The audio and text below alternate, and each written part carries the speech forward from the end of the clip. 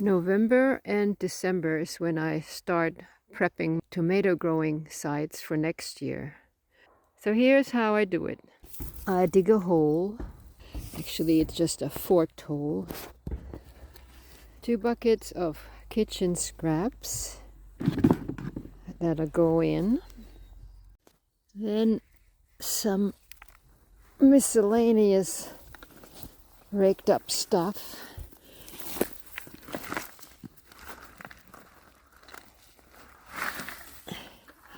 Over the first bucket. So now the second bucket. And okay, so I'll just put a little bit of water in here and get that bucket just a tad cleaner. So now what am I going to do? There's that dirt, but I'm going to put a bucket full from the deep litter or the not so deep litter also on top of this. So I have these containers, and I'm going to look for what part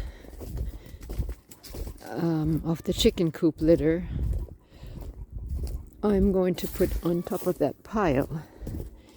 And since it's going to sit for 6 months till it's going to be planted, I don't need it to be already half composted or mostly composted. I don't need to do any digging. I'm just going to rake in. Put that over here.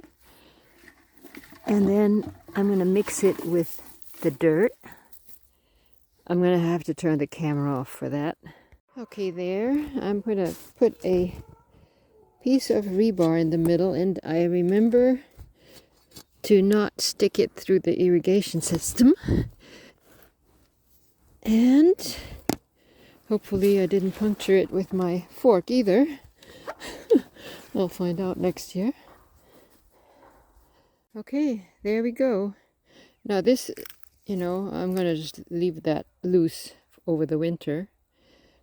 And I don't mind it getting rained on a little bit. And don't worry about them being little mounds. It's going to be flat by the time I plant anything in it. And I'm going to put 2 tomatoes plants in there. One there and one there. And both of them will have 2 or 3 little plants in it. And they're going to be 2 different varieties. And that has worked for me. Okay.